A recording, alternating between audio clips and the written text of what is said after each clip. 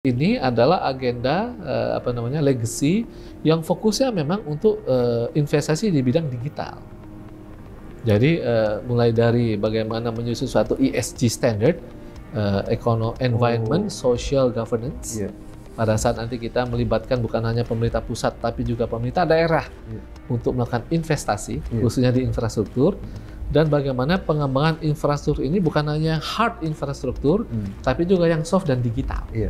Nah, ini juga sudah dicapai di presidensi kita. Total di Finance Track itu, Pak Yura, ada 46 report. Begitu terjadi perang Ukraina tanggal 24 Februari yang lalu, maka pembahasan utama G20 yang namanya global economy, dampak dari global economy, dampak dari perang, dan termasuk siapa yang bertanggung jawab di situ, nggak pernah mencapai konsensus. Sejak 24 Februari sampai hari ini.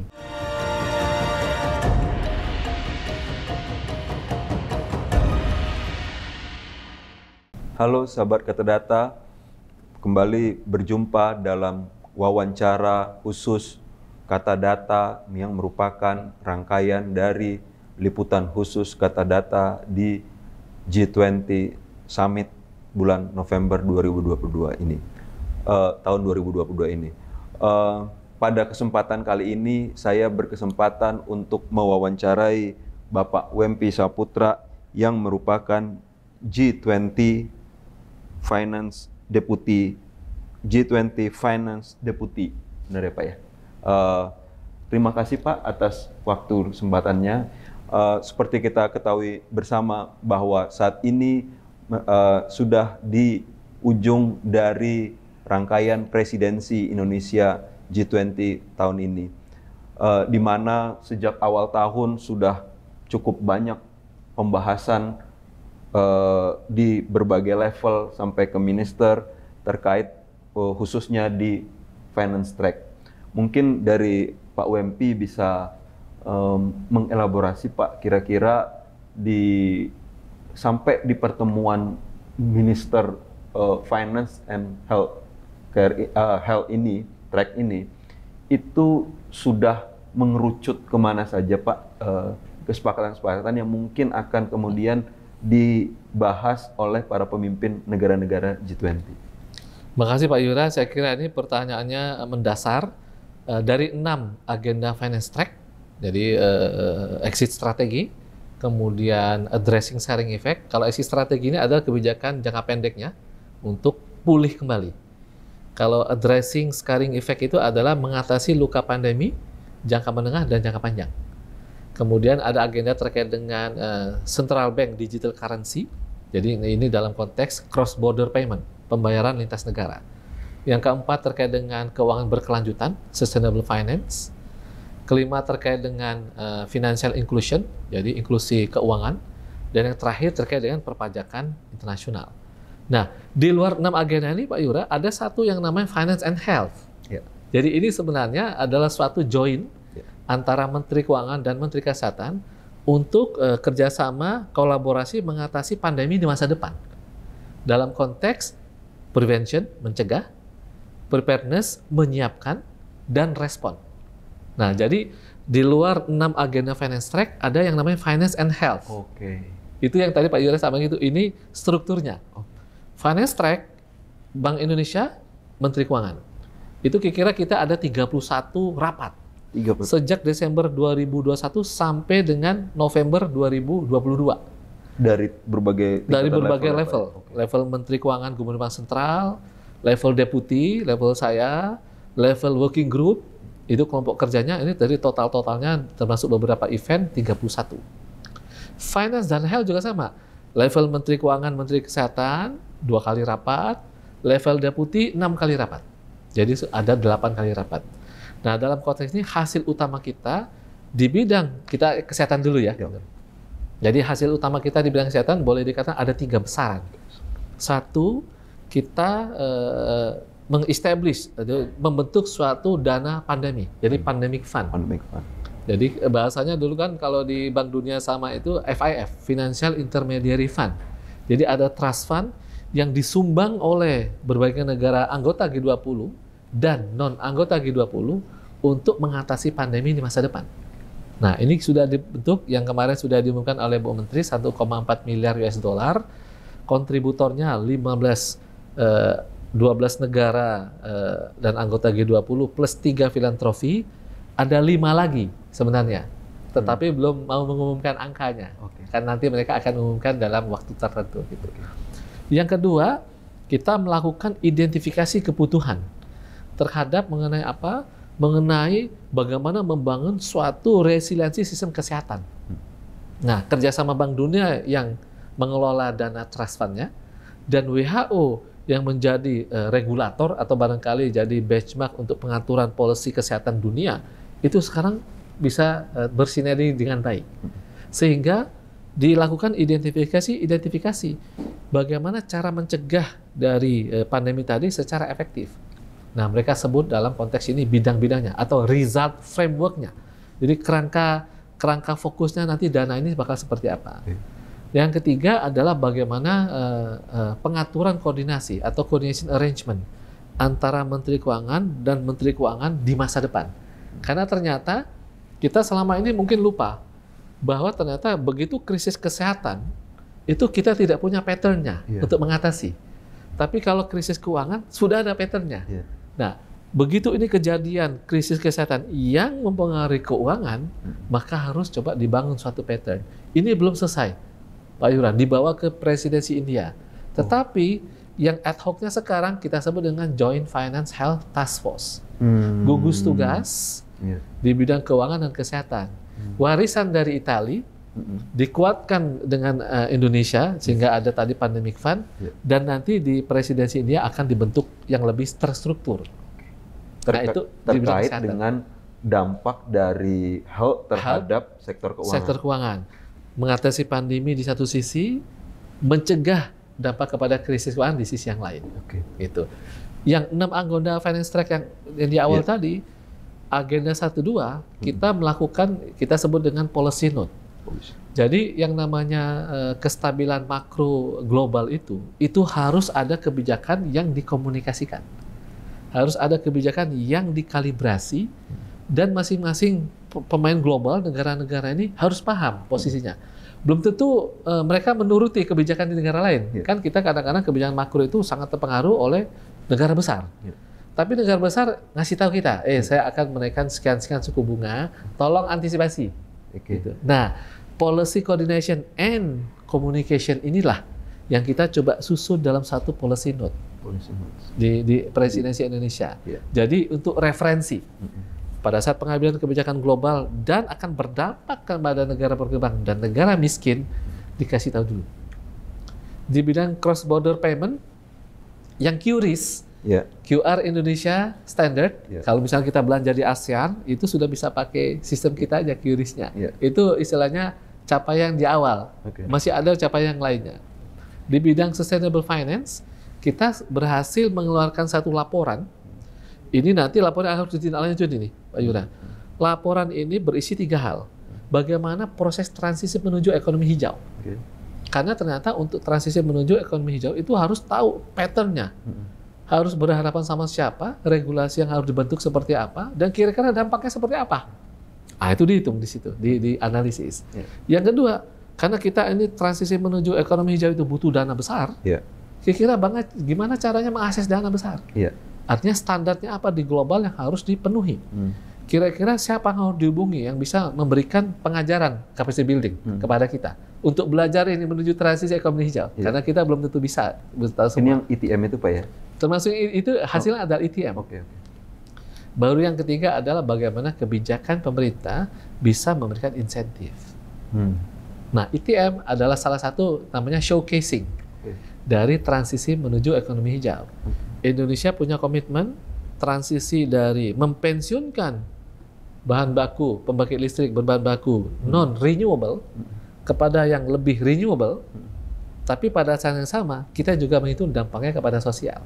Dalam itu konteksnya kita sebut dengan Energy Transition Mechanism. Agenda kelima, Financial Inclusion. Kita ada report yang namanya bagaimana mengadopsi dan memanfaatkan teknologi informasi untuk membantu pengembangan UMKM. Termasuk masalah pendanaan, termasuk masalah akses pasar, termasuk melibatkan social inclusion, wanita, pemuda di sana. Nah, laporan ini, Pak Yura, itu nanti harus kita tindak lanjuti. Supaya apa?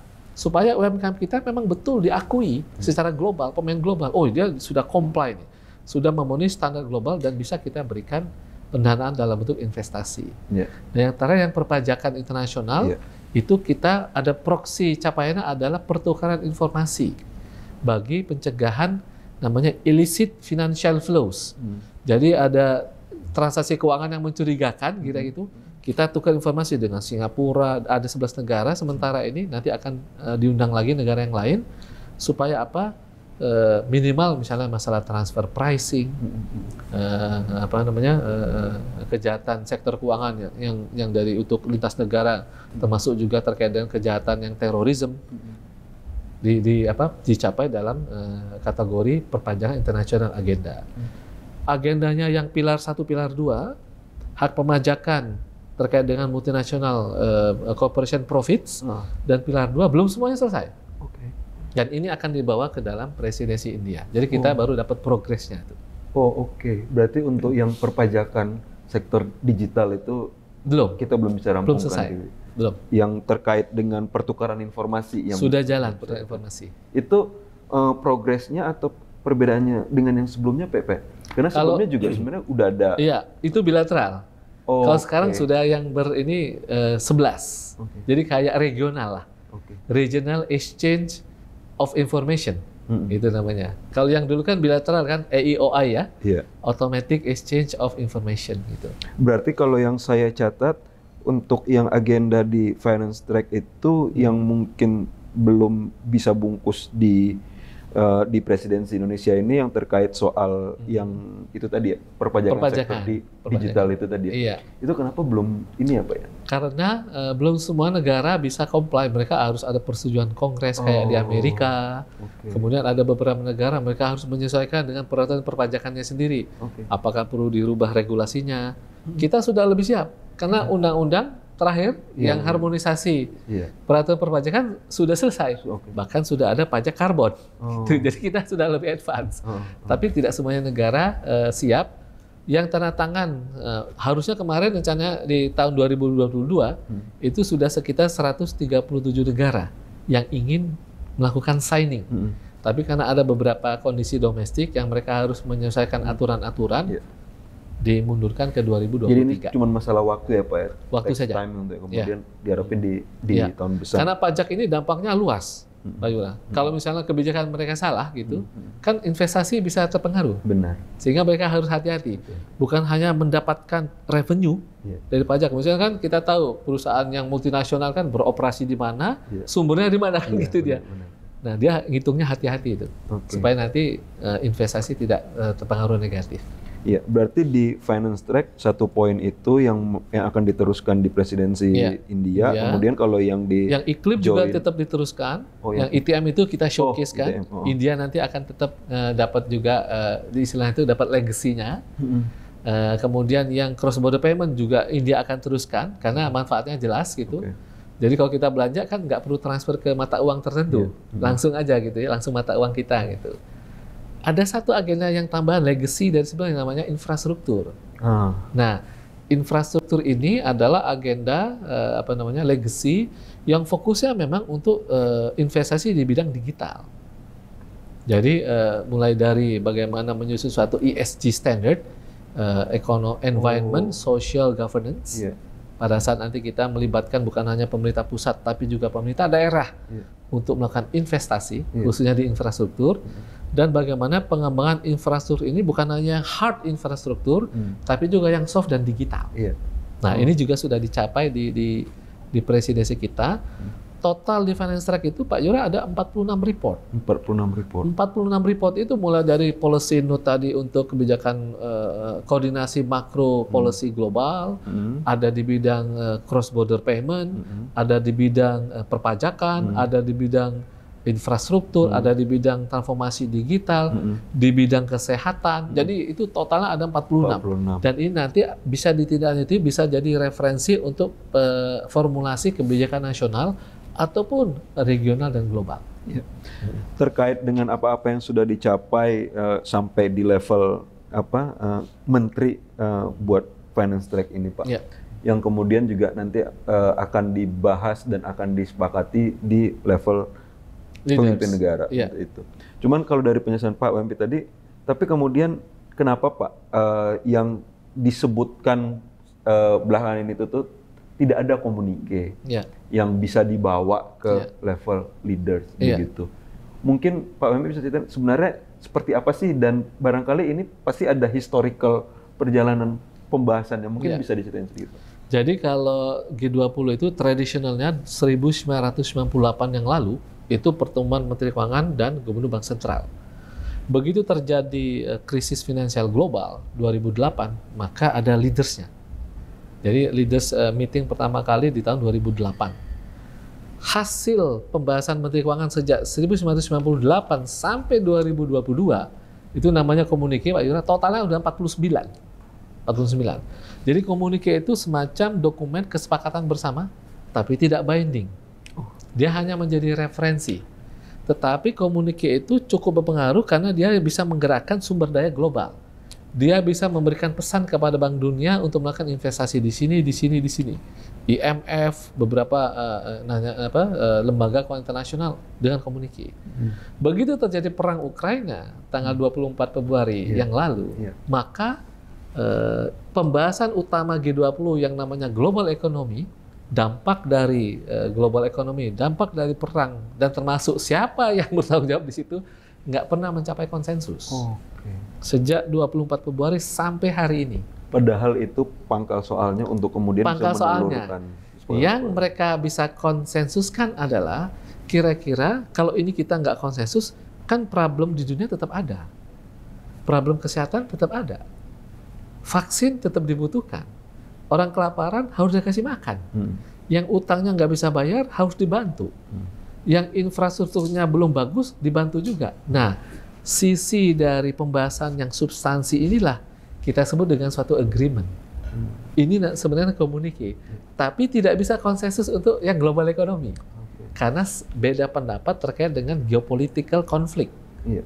Jadi sebenarnya bahasa-bahasa di dalam komunike itu yang sebenarnya tidak ini dengan hasilnya sebenarnya ya Pak ya. Jadi kalau misalnya kita lihat komunike itu ya dari awal sepakat.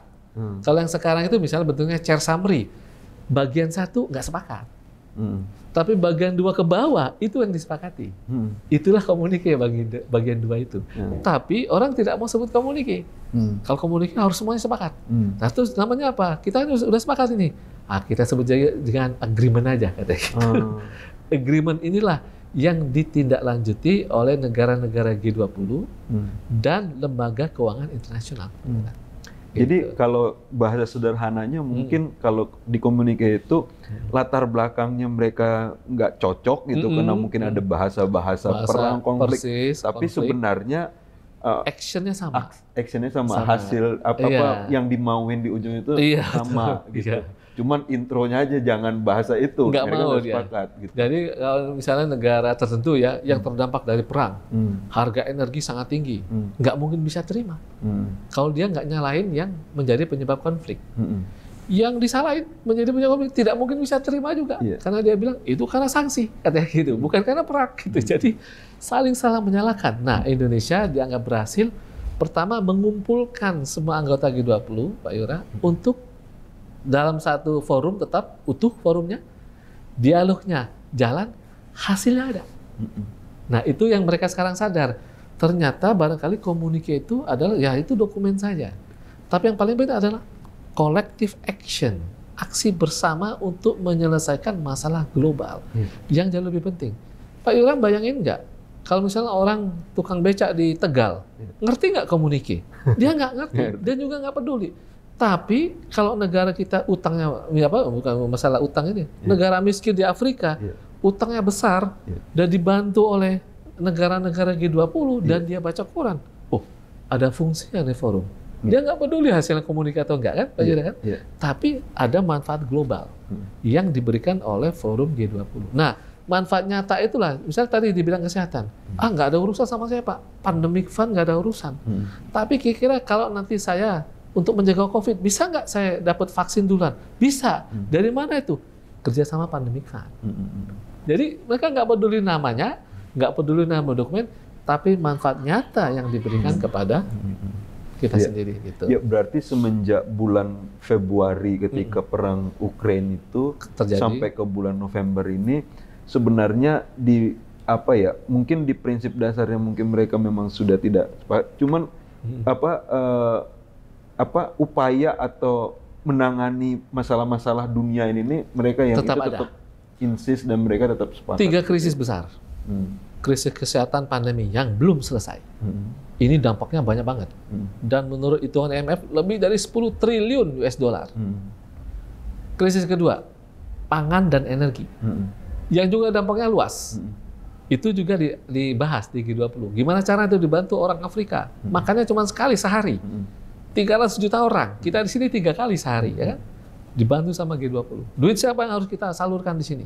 Nah, begitu ngomong itu sepakat itu. Krisis ketiga, perubahan iklim.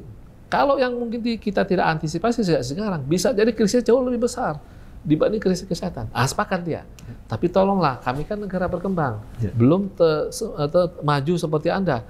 Kasihlah space sedikit untuk melakukan adjustment persiapan, ya kan? Jadi ketiga ini multiple krisis ini Pak Yura, itu yang dibahas dan mereka sepakat. Gitu. Berarti dalam finance track yang kemudian nanti akan disepakati di tanggal 15-16 leader ini, satu kesehatan yang akan nanti diluncurkan Presiden hari ini. Yang kedua nanti terkait dengan transformasi digital. Intinya adalah infrastruktur. Makanya ada inisiatif dengan PGII partnership. Saya lupa ini namanya singkatannya, tapi partnership untuk secara global dari government untuk infrastruktur. Yang ketiga masalah global ekonomi. Dialog untuk menyelesaikan masalah global. Dan itu mestinya di tanggal 15-16 di para leaders itu tuh setidaknya bisa menghasilkan sebuah entah apalah namanya. Persis. Apakah nanti leaders declaration sedang dibahas? Apakah menjadi semacam leader statement?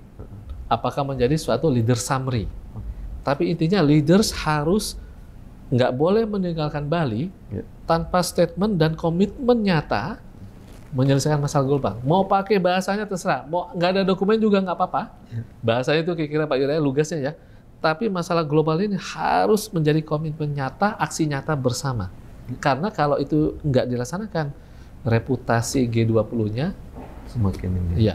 Ya, satu pertanyaan terakhir lagi Pak. Dengan apa yang sudah dibahas, apa yang juga sudah disepakatin dan nanti apa yang ditelurkan dari G20 Summit ini, apa Pak WMP ngelihat ke depan kira-kira seperti apa dengan kondisi ekonomi global yang kita tahu bersama lagi sangat tertekan di tahun 2023 juga masih akan terus berlanjut gitu Pak. Nah ini akan seperti apa? Dalam konteks kebijakan ekonomi domestik, kita bisa memberikan showcasing kepada global. Bagaimana keberhasilan Indonesia sampai saat ini mengelola kebijakan ekonomi domestik. Kita tahu ekonomi global di tahun 2023 diperkirakan lebih sulit. Gitu. Tetapi kita punya kebijakan yang untuk menyiapkan bantalan-bantalan. Nah, showcasing ini nih, Pak Yura, makro policy domestik dan teknik kita mengatasi masalah pandemi di bidang kesehatan, itu dilihat sama orang luar. Oh, Indonesia bukan hanya sekedar menjadi penyelenggara dari G20 presidensi, tapi juga bisa men-showcase-kan. Dan mereka menilai itu kan, oh berhasil itu. Nggak kayak gitu. Kalau orang global itu lihat contoh nyata apa yang bisa ditiru.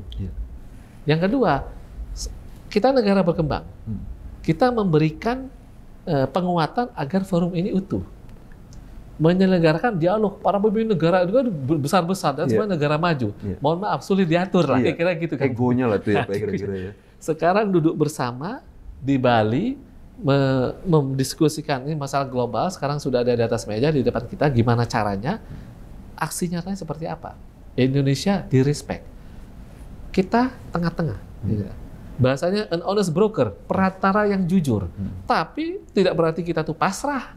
Kita juga memberikan solusi-solusi. Diskusi inilah secara dinamis, nanti para leaders itu, mungkin di sesi 1 kalau misalnya kita bisa menyaksikan, semuanya akan komentar. Bagaimana mengatasi masalah global, versi pandangan para leaders. Nah, yang ketiga adalah ternyata keberhasilan kita domestik tadi dan keberhasilan kita keeping everybody in the game forumnya jalan dan hasilnya nyata, harus kita kuatkan. Kita harus bisa semakin maju kayak negara yang sekarang sudah advance itu. Supaya apa? Supaya kekuatan yang sudah ada ini modalitasnya itu bisa diperbesar.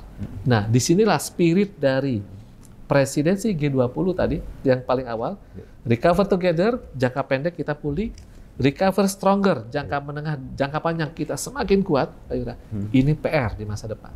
Harus bisa. Dan sekarang menjadi showcasing. Kalau misalnya kita lihat, total pertemuan G20 itu ada sekitar 300 lebih. Dan itu ada namanya Youth 20, Think 20, segala macam. Semua kalangan akan melihat. Kalau kita ingin maju ke depan, bagian dari negara-negara yang di-respect, kita harus makin kuat. Kapasitas harus makin tinggi, kebijakannya semakin solid, dan hasilnya nyata, bukan hanya kita, mohon maaf ini, begini doang, tapi sekarang udah bisa membantu domestik dan global.